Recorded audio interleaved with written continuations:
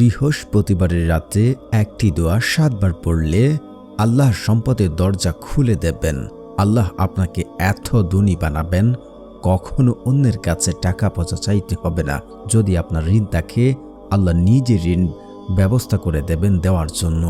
আল্লাহ সুবহানাহু ওয়া তাআলা আপনাকে এমন জায়গা থেকে, এমন উৎস থেকে রিজিক দেবেন যা আপনার আমার কল্পনার বাহিরে। আল্লাহ সুবহানাহু ওয়া তাআলা আপনাকে এত ধন সম্পদ, এত টাকা পয়সা দেবেন যে আপনি রাখার জায়গা পাবেন না। বৃহস্পতিবার এই আমলটি বহু পরীক্ষিত, যাচাইকৃত একটি আমল। এই আমলটি রাসূল সাল্লাল্লাহু আলাইহি ওয়াসাল্লাম বলেছেন করার জন্য। আল্লাহর ওয়াদা, আল্লাহর কসম করে আমি বলতে পারি, যারা আজকের এই আমলটি করবে তারা ধন সম্পদ রাখার জায়গা পাবে না। ঋণ থাকলে ঋণ মুহূর্তে দূর হয়ে যাবে, মনের যে কোনো আশা পূর্ণ হবে। যদি তারা আজকে আমলের নিয়ম এবং সূত্র মেনে আমলটি করতে পারেন, আমি 100% গ্যারান্টি দিয়ে বলতে পারি আপনাদের মনের আশা পূর্ণ হবে, টাকা পয়সার কখনোই অভাব হবে না। তাই না টেনে সম্পূর্ণ ভিডিও দেখার অনুরোধ রইল। যারা এখনও চ্যানেলটি সাবস্ক্রাইব করেননি, প্লিজ চ্যানেলটি সাবস্ক্রাইব করে দেবেন। বৃহস্পতিবার রাতে যদি আপনারা এইভাবে, এই পদ্ধতিতে, এই নিয়ম মেনে যদি আপনার আমল করতে পারেন, আমি আল্লাহর কসম করে বলছি, আল্লাহ সুবহানাহু ওয়া তাআলা আপনাদের সম্পদের, টাকা পয়সার দরজা খুলে দেবেন, ঋণ দূর করে দেবেন, যাবতীয় আশা পূর্ণ করে দেবেন। আপনি যা চান আল্লাহ তাই দেবেন। হাদিসে এ রাতের অনেক ফজিলত রয়েছে, বরকত, উপকারিতাও রয়েছে। এ রাতে পুরো সপ্তাহের আমল আল্লাহর সামনে উপস্থাপন করা হয়। এজন্য বৃহস্পতিবার রোজা রাখতেন নবী সাল্লাল্লাহু আলাইহি ওয়াসাল্লাম। এই বিষয়ে নবী সাল্লাল্লাহু আলাইহি ওয়াসাল্লাম বলেন, বৃহস্পতিবার ও সোমবার আল্লাহ তাআলার সামনে বান্দার আমল উপস্থাপন করা হয়। আমি চাই আমার আমল পেশ করার সময় আমি যেন রোজা অবস্থায় থাকি।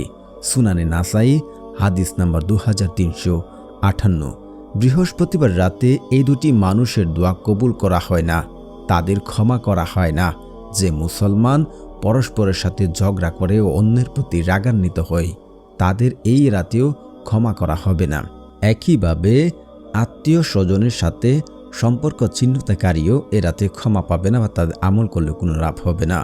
আবু হুরায়রা রাদিয়াল্লাহু আনহু থেকে বর্ণিত রয়েছে, রাসূল সাল্লাল্লাহু আলাইহি ওয়াসাল্লাম ইরশাদ করেছেন, আল্লাহ তাআলা প্রতি রাতে শেষ তৃতীয় অংশে অবশিষ্ট থাকাকালে পৃথিবীতে নিকটবর্তী আসমানে অবতরণ করে বলে থাকেন, কে আছো এমন যে আমাকে ডাকবে, আমি তার ডাকে সাড়া দেব।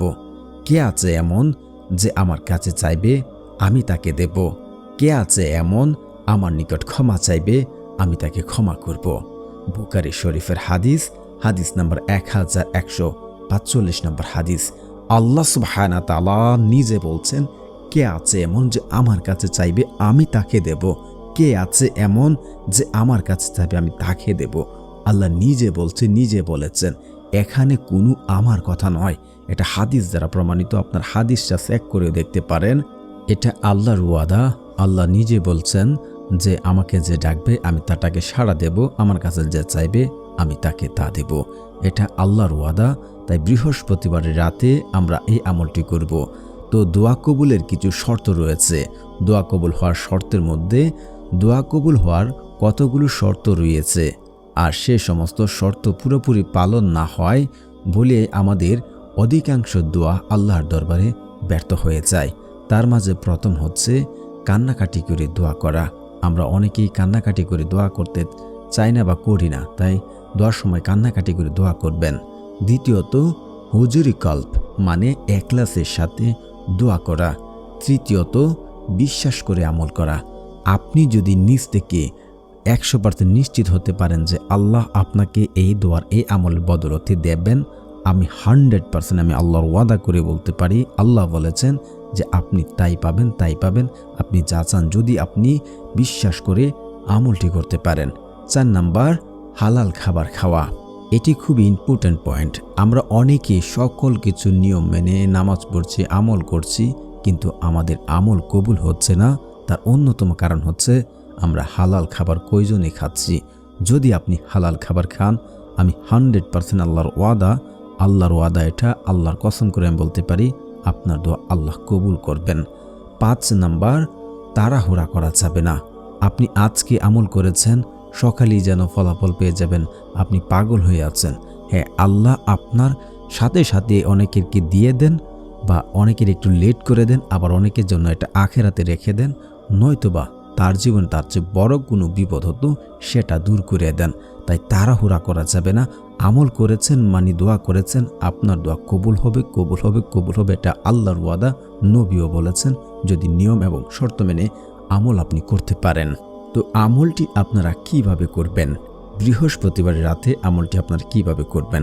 পাক পবিত্র হয়ে উত্তম রূপে উজু করবেন, জায়নামাজ বিছিয়ে বসবেন, তারপরে ইস্তিগফার পড়তে হবে। 11 বার ইস্তিগফার পড়বেন। আস্তাগফিরুল্লাহ, আস্তাগফিরুল্লাহ, আস্তাগফিরুল্লাহ, আস্তাগফিরুল্লাহ 11 বার পড়বেন।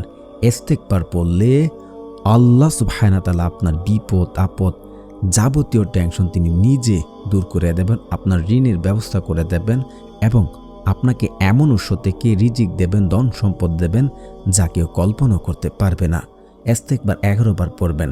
তারপরে দোয়ার শুরুতে ও শেষে দুরূদ শরীফ পড়বেন। 3 বার দুরূদ শরীফ পড়বেন। আল্লাহুম্মা সাল্লি আলা সাইয়্যিদিনা মুহাম্মদ, আল্লাহুম্মা সাল্লি আলা সাইয়্যিদিনা মুহাম্মদ, আল্লাহুম্মা সাল্লি আলা সাইয়্যিদিনা মুহাম্মদ। এটি আপনারা 3 বার পড়ে নেবেন। আপনি সব কিছু মেনে আমল করছেন, কিন্তু যদি দুরূদ না পড়া হয় তাহলে সেই দোয়া কবুল করা হয় না। সেই দোয়া আসমানে গিয়ে ঝুলন্ত অবস্থায় থাকে। তাই দুরূদ শরীফ পড়াটা অত্যন্ত গুরুত্বপূর্ণ। তো দুরূদ শরীফ পড়ার পর আপনারা এই দোয়াটি 7 বার পড়বেন।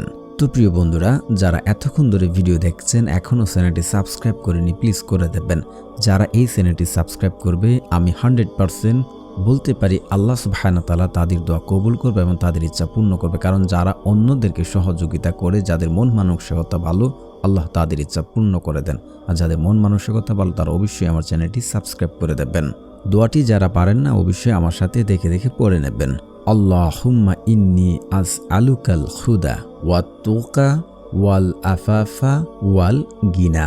আল্লাহুম্মা ইন্নী আসআলুকাল হুদা ওয়াত তুকা ওয়াল আফাফা ওয়াল গিনা।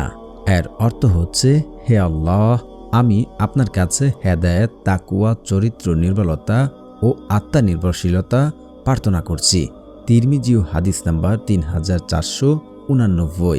তারপর আপনারা এই নিয়মে 2 রাকাত নফল নামাজ পড়বেন। অবশ্যই নামাজে যখন আমরা রুকুতে যাব সুবহানা রাব্বিয়াল আলা, সুবহানা রাব্বিয়াল আলা, সুবহানা রাব্বিয়াল আলা। তারপরে আপনারা পড়বেন আল্লাহুম্মা ইন্নী আসআলুকাল হুদা ওয়াত তুকা ওয়াল আফাফা ওয়াল গিনা। এটি সার সিজদায় 4 বার পড়বেন।